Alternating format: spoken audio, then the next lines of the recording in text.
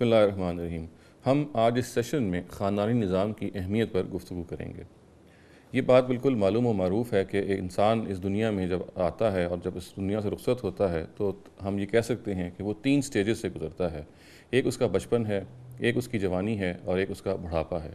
یہ بات بالکل کسی تفصیل کی محتاج نہیں ہے کہ بچپن میں بھی اور بڑھاپے میں بھی انسان کو سہارے کی ضرورت ہوتی ہے۔ اس کو ماں باپ چاہیے ہوتے ہیں، اس کو اپنے اولاد چاہیے ہوتی ہے، اس کو اپنی بیوی چاہیے ہوتی ہے اور دوسرے رشتے چاہیے ہوتے ہیں جو اس کو سپورٹ کر سکیں۔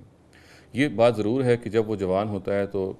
کافی حد تک وہ بہت ساری ضرورتوں سے بے نیاز ہو جاتا ہے، بہت سارے رشتوں سے بھی بے نیاز ہو جاتا ہے۔ تاہم چونکہ وہ صرف جوان ہی دنیا میں پیدا نہیں ہوتا اور جوان ہی رخصت نہیں ہوتا، اس کو ان تینوں سٹیجز سے گزرنا پڑتا ہے۔ اس کو بڑھاپے سے بھی گزرنا ہے اور ظاہر ہے کہ جب وہ دنیا میں آتا ہے تو اس کو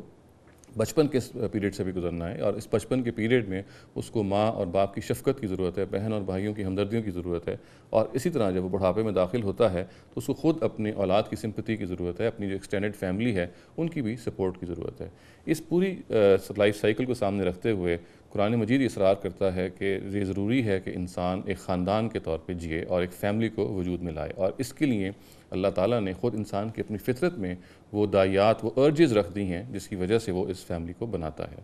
قرآن کے مطالعے سے یہ بھی معلوم ہوتا ہے کہ ہم دراصل ایک گلوبل فیملی ہیں، ہم ایک عالمی خاندان ہیں،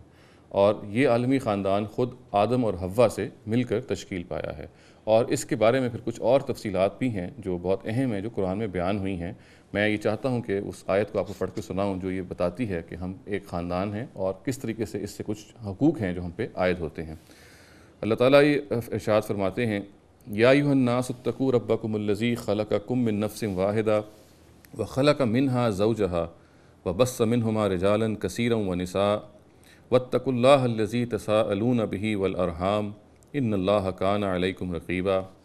لوگو، اپنے اس پروردگار سے ڈرو جس نے تمہیں ایک جان سے پیدا کیا اور اسی کی جنس سے اس کا جوڑا بنایا، اور ان دونوں سے پھر بہت سے مرد اور عورت دنیا میں پھیلا دیے،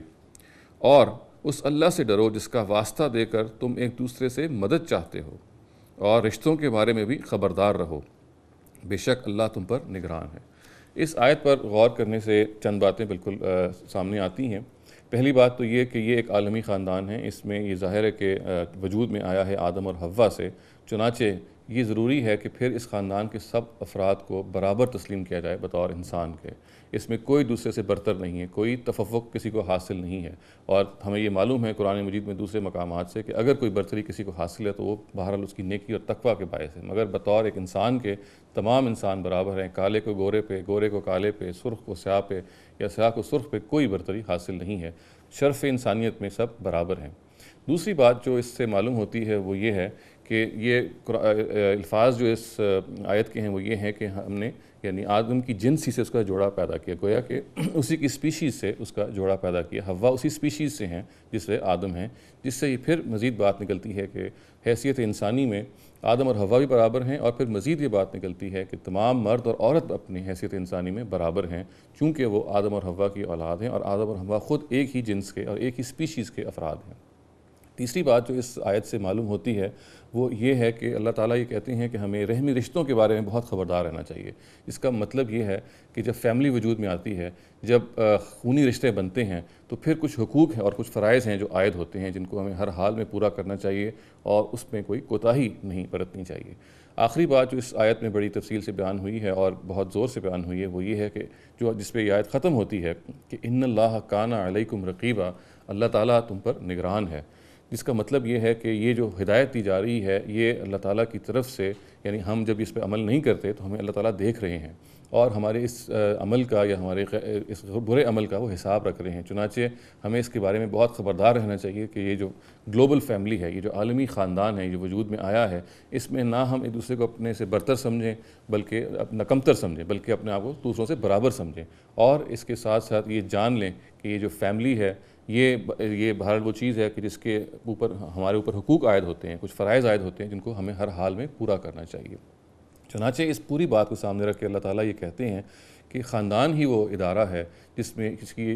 انسان کی مکمل انسان کی ضرورت ہے، یعنی وہ تمام لائف سائیکلز انسان پہ گزرتی ہیں، اس کو سامنے رکھا جائے تو خاندان ہی کے ادارے میں انسان کی فلاح ہے، اور اسی میں اس کے تمام سوالات اور تمام ضروریات کا جواب ہے۔ تاہم اس عالمی خاندان میں پلنے کے باوجود یہ ضروری ہے کہ اس کو ایک چھوٹے خاندان کو وجود میں وہ لائے اور ایک میاں اور بیوی کی حیثیت سے مل کر رہے. اور خود قرآن مجید یہ کہتا ہے کہ میاں اور بیوی یعنی مرد اور عورت میں وہ دائیات رکھ دی گئی ہیں, وہ ارجز رکھ دی گئی ہیں جن کی بنیاد پہ وہ جب قریب آتے ہیں تو صلاح اور فلاح وجود میں آتی ہے. اللہ تعالیٰ یہ ارشاد فرماتے ہیں قرآن مجید میں اور یہ کہتے ہیں کہ یہ اللہ تعالیٰ کی بہت بڑی نشانی ہے کہ اس نے مرد اور عورت میں اس طریقے سے ایک مودت اور رحمت رکھی. الفاظ یہ ہیں کہ وَمِنْ آيَاتِهِ أَنَّ خَلَقَ لَكُم مِّنْ أَنفُسِكُمْ أَزْوَاجًا لِتَسْكُنُوا إِلَيْهَا وَجَعَلَ بَيْنَكُمْ مَوَدَّةً وَرَحْمَةً إِنَّ فِي ذَلِكَ لَآيَاتٍ لِقَوْمٍ يَتَفَكَّرُونَ. اور اس کی نشانیوں میں سے یہ بھی ہے کہ اس نے تمہاری ہی جنس سے تمہارے لیے جوڑے بنائے تاکہ تم اس کے پاس سکون حاصل کر سکو, اور اس مقصد کے لیے اس نے تمہارے اندر محبت اور ہمدردی ودیعت فرمائی. بے شک اس میں نشانیاں ہیں ان کے لیے جو غور کرنے والے ہیں. وآخر دعوانا ان الحمد للہ رب العالمین.